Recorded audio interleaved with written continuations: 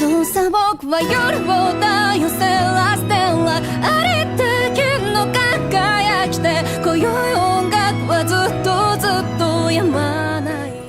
係啦，咁上回就講到啊，終於踩完單車啦。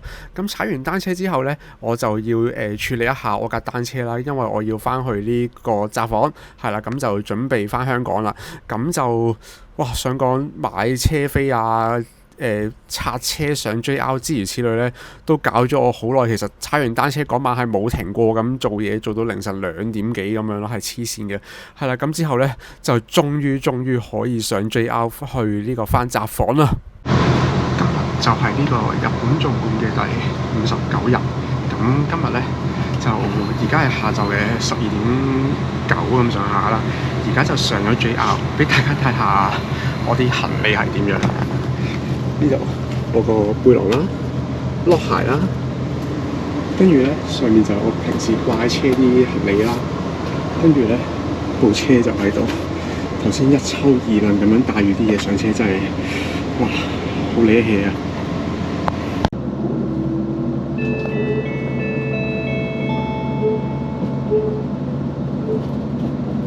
今日も JR 北海道をご利用くださいましてありがとうございます。ございます。偶数号車ご利用のお客様は後ろ寄りへ。奇数号車ご利用のお客様前方。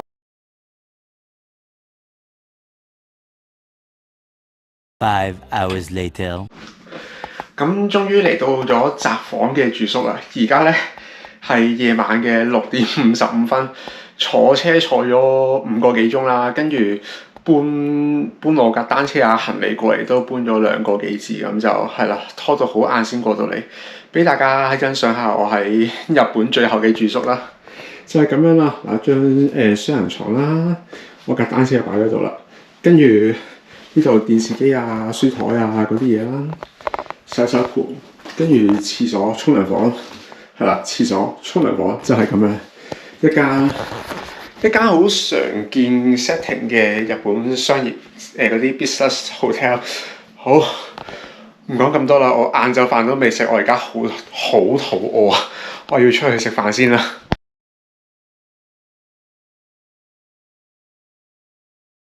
The next day， 今日就係日本縱貫嘅第60日啦，應該咁樣。今日咧就係啦，而家都仲喺酒店房啦，但係其實頭先已經出咗去啦。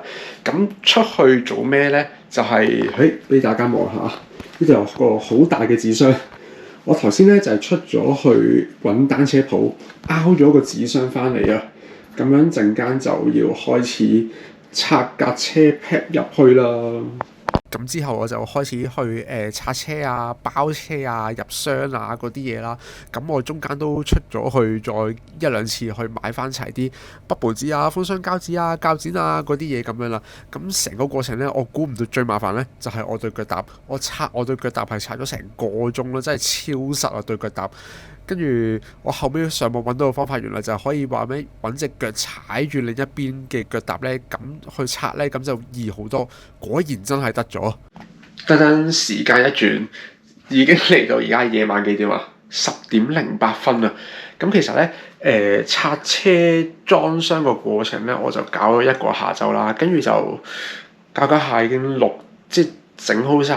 我諗9成嘢咧就已經6點鐘左右，咁就出去食飯啦嗰啲咁樣啦，咁就俾大家睇下我嘅拆車裝箱嘅成果啦。嗱個箱咧就喺度啦，跟住咧入面就係我部車啊，得，住咗，就係咁樣啦。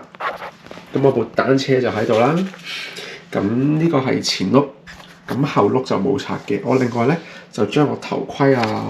跟住我走佢先，唔知望唔望到？好似望唔到。其實我將我對單車鞋咧，我對碌鞋我都掟埋落去，係啦。咁樣就你見我好多位置咧，我都包晒 bubble 紙嘅架車。咁就呢度啦，上管啦、下管啦，跟住仲有後上叉同埋後下叉，我都包晒 bubble 紙。咁另外呢度咧。後邊嗰度我都包咗 bubble 紙嘅，其實前邊都包咗，睇埋呢度啦。跟住咧呢度就把手咧就拆咗出嚟啦，咁龍頭就 keep 住喺度。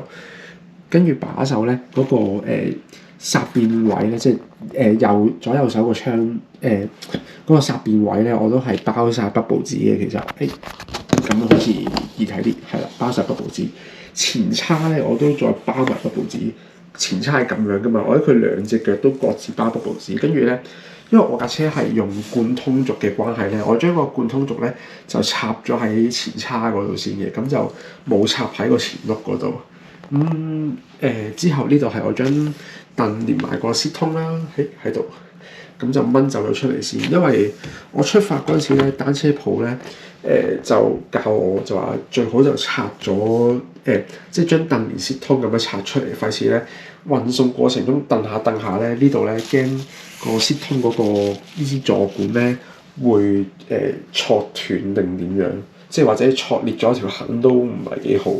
因為始終係碳車啊嘛，咁你如果係用金屬即係鋁啊，或者鋁車或者鈦車咁，應該可能好少少，咁但係碳車就唔夠膽搏啦。大概就係咁樣啦，呢個就係我裝車嘅成果啦，都咁俾大家望下。其實都你見到仲有啲黑色污跡喺度㗎嘛，就係你玩到成手都係有。咁呢個係已經我洗咗唔知幾多次手之後嘅成果啦，咁都洗唔甩晒啊！唉，應該之後會可以再可能洗埋聽日咧就應該甩晒啩，希望啦，好啦，咁今日咧就大概就係咁多啦。聽日就會係我嘅購買日，咁會應該出去瘋狂購物。彌補翻成個行程冇乜機會購物嘅遺憾啊！就係咁樣啦，聽日再見。The next day，啱啱咧就講話要有一日係瘋狂 shopping 啦，去買嘢啦，破產啦。咁點知咧就原來唔止係一日嘅，我最後咧係連續2日我都出咗去買嘢咯。咁就我第一站咧就去咗呢個。有個叫 Sapporo Factory 嘅地方啦，咁入面咧係超級多戶外嘢係買嘅。咁如果你同我一樣啦，係即係有玩開行山露營嗰啲咧，你記得帶定多啲銀兩入去啦。咁因為入面又有 Snow Peak 啦，又有 Mont-Bell 啊，咁仲有間 Oaga， 咁就係超多平嘢買啊！我記得嗰陣時仲有間好日山莊，咁嗰陣時佢仲有盞接近半價嘅Snow Peak 大鬼燈，我係超想買翻嚟咯。咁但係最後就忍住咗手啦。咁就我想講呢2日嘅買咧，係我最後我係要買多個篋用嚟俾我帶嘢翻香港咯，真係好黐線。The next day，今日係呢個日本縱貫嘅第63日啦。咁今日就嚟到呢個小樽啦。咁小樽都係一個我好想嚟好多年嘅地方嚟㗎啦，而家終於嚟到啦。咁就而家係朝早11點零左右，咁時間都好充裕啊。咁其實又冇話特別 plan 好咗個行程要點行，咁都係喺附近求其周圍行下，見到有地方靚就影下相咁樣啦。話咁快由 JR 站行到過嚟小樽運河呢邊啊！呢度咧真係好多人啊！真係不愧係一個遊客嘅旅遊勝地啊！咁樣就同上網睇啲圖咧都差唔多，不過真係輸在今日個天咧係比較暗。如果唔係咧，影相會靚好多啊！呢度有啲船啊，咁你就可以俾錢坐佢隻船去遊覽呢個小樽運河咁樣。咁其實之後主要都係喺小樽運河啊，同埋嗰附近喺度一路行啊，一路影下相啊咁樣啦。咁又周圍睇下有冇啲咩手信，因為我諗好多人都知其實小樽係盛產呢個玻璃啊同埋音樂盒嘅地方嘛。咁所以我都有走過去睇下嘅。咁但係又奈何。其實我都有啲中意呢2樣嘢嘅，但係真係冇一款啱心水㗎嘛。最後又乜都冇買到。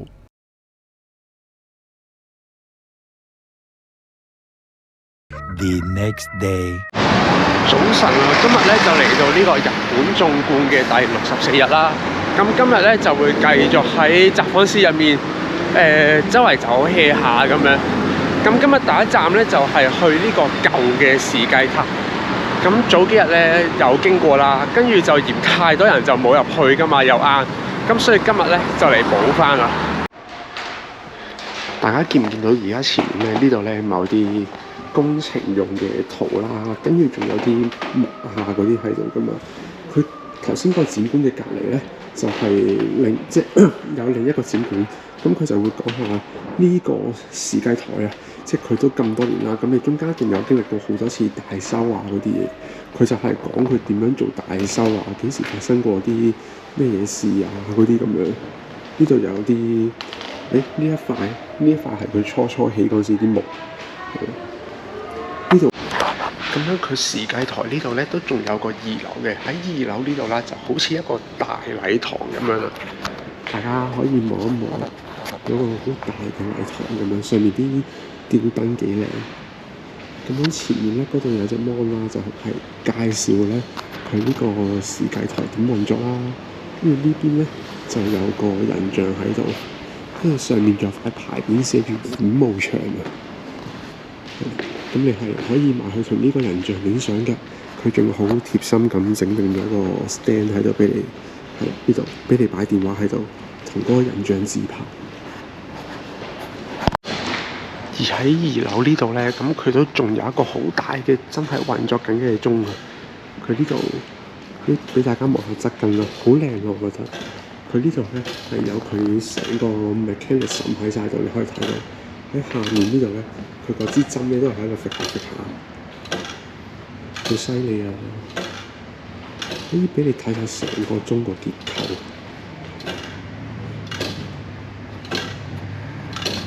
A few moments later， 而家咧就嚟到一個叫圓山嘅地方啦。咁圓山呢個地方咧，同札幌市中心咧都有啲距離。而點解要嚟圓山呢個地方咧？咁就圓山呢度啦，有個動物園。咁同埋咧，動物園隔離咧，佢有個圓山，即係北海道嘅神宮喺度啊。咁兩個地方我都想去下，咁所以咧就嚟到圓山呢個地方。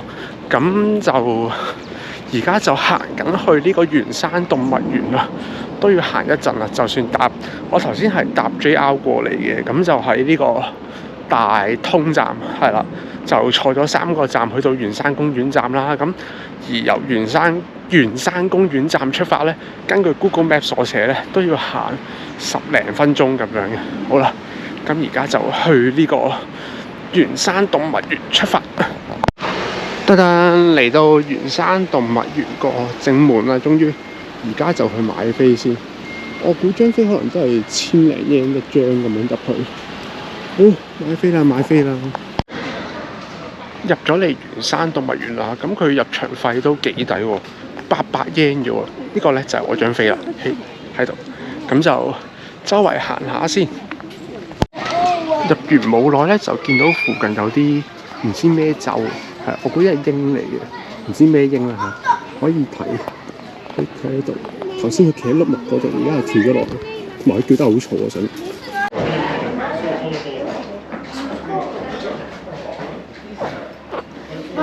ちょびっとだけだけどずっと動いてるね。前よりはでかいんじゃない？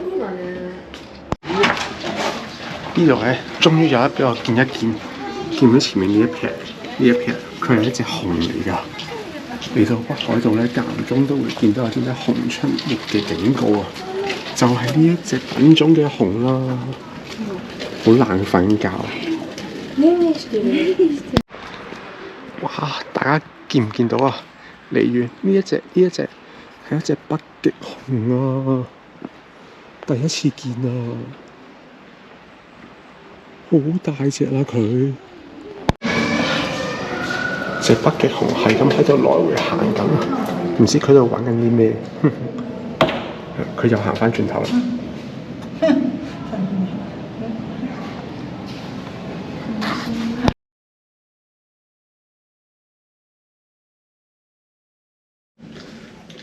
大家好啊！咁今日就係日本縱貫嘅第65日啦，亦都係我喺日本最後嘅一個 full day 啦。咁聽日咧就下晝機翻香港，咁所以今日咧其實都係一個幾重要嘅日子。今日就係一個執行李嘅日子啊！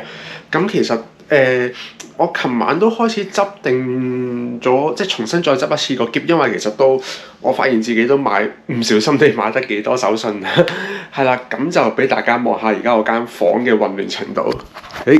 嗱呢度就係係啦，呢度嗱張台啦，係超級多嘢啦，亂到七彩啦啲嘢。跟住咧，下面就係我喺當期買翻嚟個篋啊！呢度係俾朋友嘅手信，跟住呢個袋仔咧就係之前踩單車咧我一路更新嘅一個袋仔嚟嘅，入面擺咗本用嚟吸引仔嘅簿啦，同埋其他啲紙啊有啲要 keep 嘅文件嗰啲都擺晒喺度。跟住我兩套單車衫啦，劈開佢先。跟住咧呢度就係啲其他衫褲啊，有啲踩單車用嘅工具啊嗰啲，同埋少少手信。Off topic 分享下，喺日本終於俾我揾到佢啦！齊藤惠娜嘅黏土人啊，喺香港炒價咧 around 900幾蚊，因為佢出過一次之後咧就冇再犯，冇再生產過，跟住咧所以就炒好貴啦。今次喺日本終於俾我揾到佢。跟住仲要咧，佢個價咧係平香港300幾蚊，太好啦！擺翻好佢先，跟住咧呢個擺埋過去，就到個篋嘅另外一邊啦，就係我最主要擺手信嘅地方。哇！你睇下幾多嘢，幾多日本嘅零食，大概係咁啦個篋。之後咧就到單車嗰邊。攞走把遮先，攞走埋我平時呢個更新嘅袋，之後就單車啦。打開個箱，就係咁樣啦。而家架車，咁而家咧呢個箱入面有我架車啦，同埋之前咧綁喺架車度嗰啲行李袋都擺晒喺度，頭盔啊、鞋啊、水樽嗰啲都收晒喺下面。不過陣間都要再執多次架車，因為我想再包靚仔少少架車。我驚前叉個位咧會撞到，冚翻好佢。之後到 hand carry 嘅部分咧，我聽日咧都係會孭翻呢個背囊，而我係乜都未執嘅呢個背囊。好啦，就大概係咁樣啦。咁陣間。其實我諗我陣間都會行出去多一次，睇下仲冇啲咩手信買漏咗咁樣。跟住翻到嚟先再重新，唔係重新嘅，即係再執一執個篋啦。始終可能買多咗少少嘢，咁都啲位會賺少少咁樣。大概就係咁樣啦。今日都最後一日嘅 full day 啦。好。咁我哋晏啲再見啦。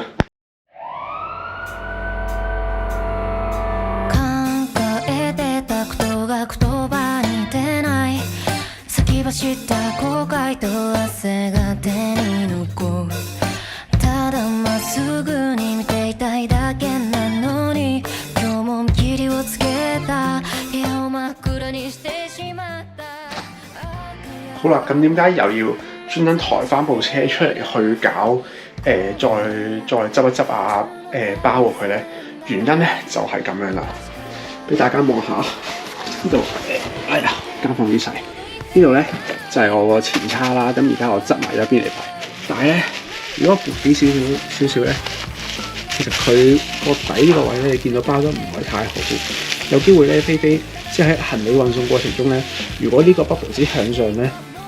係啦，咁向上咗，跟住咧前叉呢個釘位咧就冇嘢包，其實我想再包翻好少少呢個位，咁就運送嘅過程中會放心啲。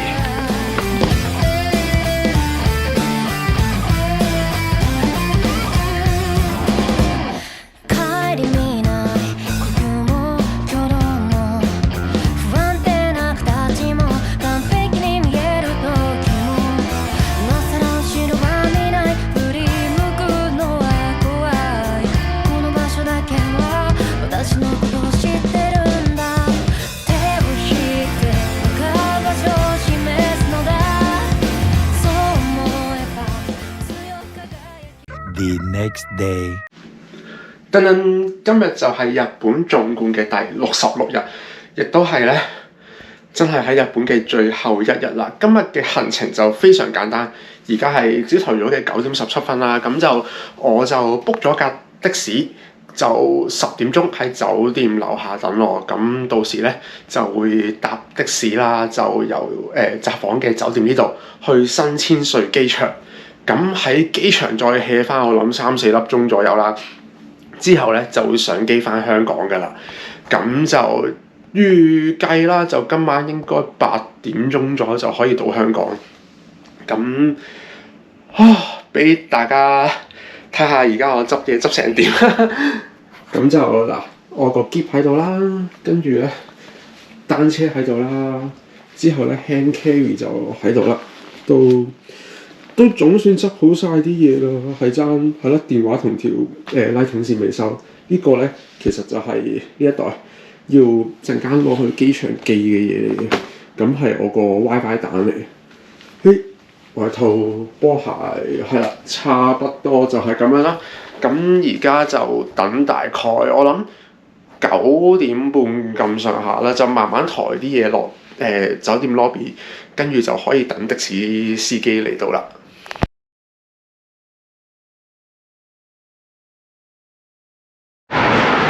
而家咧就嚟到新千歲機場啦，咁頭先咧就搭的士嚟啦，咁哇的士司機真係好好啊，好吹得，哇！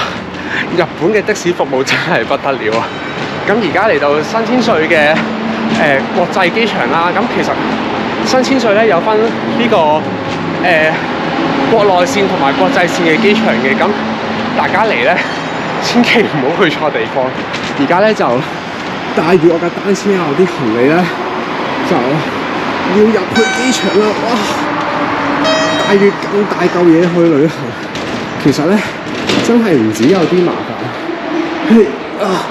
而家我要做嘅嘢咧，就係要去呢個新撞到啊！而家咧就要去呢個新千歲機場嘅2樓，因為咧我要還咗我隻 WiFi 蛋先。啱啱就寄咗我隻 WiFi 蛋走啦，之後咧而家就喺機場入邊行緊啦。咁其實咧佢呢個domestic 機場咧係超多嘢行啦，係啦。咁domestic 機場好多嘢行，好多嘢睇啦。其實不過咧，我帶住咁大抽嘢咧，其實咧就真係好麻煩。我原本都想即係喺度周圍行下 hea 下咁樣，但係睇個勢都冇乜可能。終於俾我揾到有個辦法咧，係可以抌低我架單車同我個篋，咁可以周圍行下啦。咁係咩辦法咧？喺呢個 International 呢邊咧，頭嗰間黑貓宅急便喺度啦。咁呢度咧係可以做臨時擺行李嘅，不過就收費。咁我就擺下班1個鐘左右，一大1宗嘅行李啦。咁就1370 yen 係啦，就係咁樣啦。咁跟住咧就佢會俾翻張卡我，咁我到時攞住我張卡過嚟咧，就可以攞翻我嘅行李咁樣。所以而家就可以兩手揈揈咁去翻 domestic 嗰邊行下啦。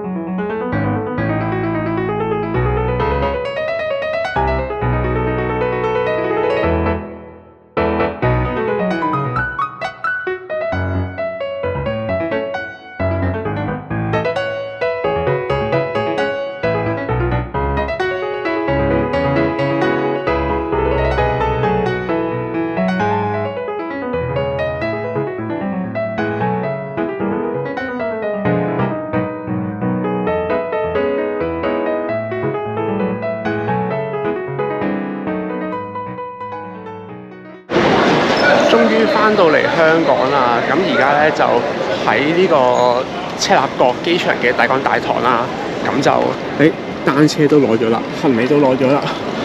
今次日本縱貫嘅行程就係咁多先啦，我好肚餓啊，要揾嘢食啦，我哋下次再見。終於翻到嚟香港啦，咁即係代表住我成個日本單車縱貫嘅旅程呢，就真係完晒㗎啦。咁就成個旅程入面真係經歷咗好多嘢啦，發生過好多唔同嘅事情。咁就喺中間係超級多嘅時候呢，我真係諗應該會踩唔完㗎啦，應該會有啲意外呢，咁就要放棄㗎啦。咁但係我真係估唔到最後係俾我踩得晒成個咁長嘅行程啦，咁就亦都冇個人叫冇穿冇爛，好安全。咁翻到嚟香港啦，咁就其實呢都仲有啲比較感性啲嘅感想嘅，不過就好長，咁就唔喺度講咁多啦。咁之前都放過喺 IG 嗰邊，咁就我會放埋條 link 喺 description 嗰度嘅，咁有興趣嘅就可以撳過去望下啦。